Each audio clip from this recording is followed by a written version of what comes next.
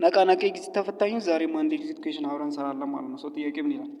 ኢን ኮምፒውተርስ ሰብስትራክሽን ኢዝ ካሪድ አውት ጀነራሊ ባይ ኤ ፈርስት ኮምፕሊመንት ሜተድ፣ ቢ ሰከንድ ኮምፕሊመንት ሜተድ፣ ሲ ሳይንድ ማግኒቲዩድ ሜተድ፣ ዲ ባይነሪ ኮድድ ወይም ደግሞ ቢሲዲ ሰብስትራክሽን ሜተድ። ሶ መልሶ ምንድነው ማለት ነው? ሰከንድ ኮምፕሊመንት ሜተድ ነው። ጀነራሊ በሰከንድ ኮምፕሊመንት ሜተድ ነው የሚያደርጉት። እንግዲህ ይህን ጥያቄ ለመረዳት መጀመሪያ ቤዚኮ ምንድን ነው የሚለውን እንረዳ። እንግዲህ ኮምፒውተሮች ዜሮ እና ዋንን ነው አንደርስታንድ የሚያደርጉት።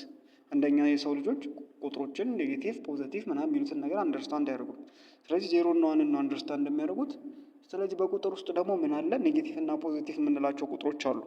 ዘጠኝ ራሱ ሆነ ዘጠኝ ኔጌቲቭ ናይን እና ኔጌቲቭ ዘጠኝ እና ፖዘቲቭ ዘጠኝ የምንለው ነገር አለ። ኮምፒውተሮች ታዲያ ኔጌቲቭ እንዴት ነው? ፖዘቲቭ እንኳን ችግር የለም። ኔጌቲቭ እንዴት ነው አንደርስታንድ የሚያደርጉት ነው። በሶስት መንገድ ሊያደርጉት ይችላሉ።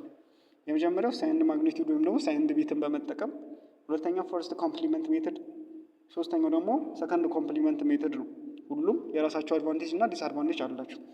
እንግዲህ ሳይንድ ቢት የምንለው ወይም ደግሞ ሳይንድ ማግኒቲዩድን በመጠቀም አንደርስታንድ ያደርጋሉ ነው።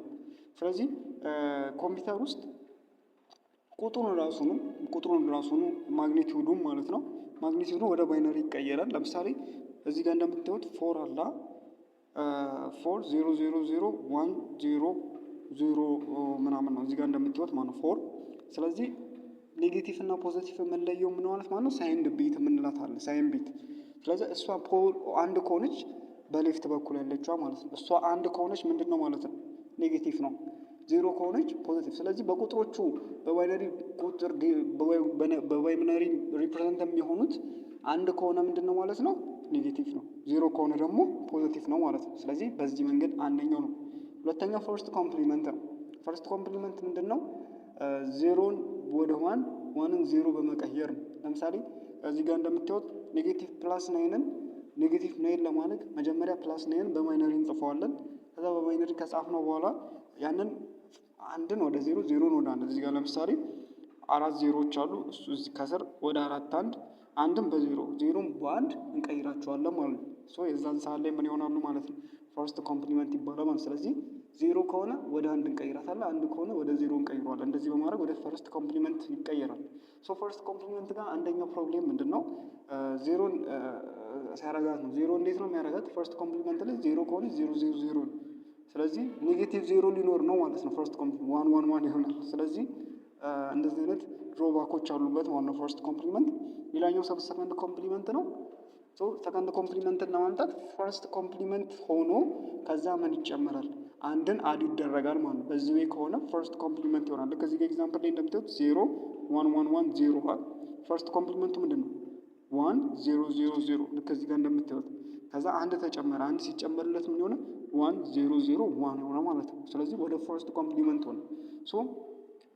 ይሄ ነው ዋናው ፈርስት ኮምፕሊመንት። ከሌሎች የተሻለ ነው ፈርስት ኮምፕሊመንት፣ የሰከንድ ኮምፕሊመንት ማለት ነው። የፈርስት ኮምፕሊመንትን ድሮባክን አሻሽሎ የመጣ ነው ማለት ነው። ሌላኛው ባይነሪ ኮድድ ዴሲማል የምንለው ነው። ባይነሪ ኮድድ ዴሲማል እዚህ ጋር እንደምታዩት ኢች ዴሲማል ዲጂት ሪፕሬዘንትድ ባይ ፊክስድ ነምበር ኦፍ ባይነሪ ቢት ታይፒካሊ 4። ስለዚህ እያንዳንዱ ዴሲማል ዲጂት በአራት ባይነሪ ቢቶች ሲወከል ምን ይባላል? ባይነሪ ኮድድ ዴሲማል ይባላል። እያንዳንዱ ዴሲማል ዲጂት ማለት ለምሳሌ 89 ከሆነ ምንድን ነው? 89 ዴሲማል ነምበር ነው። 8 እና 9 ግን ምንድን ናቸው? ሁለቱ ዴሲማል ዲጂቶች ናቸው ማለት ነው። ስለዚህ እነዚህን ዴሲማል ዲጂቶች በየአራት ቢቶች ባይነሪ ቢቶች ስንወክለው ምን ይባላል?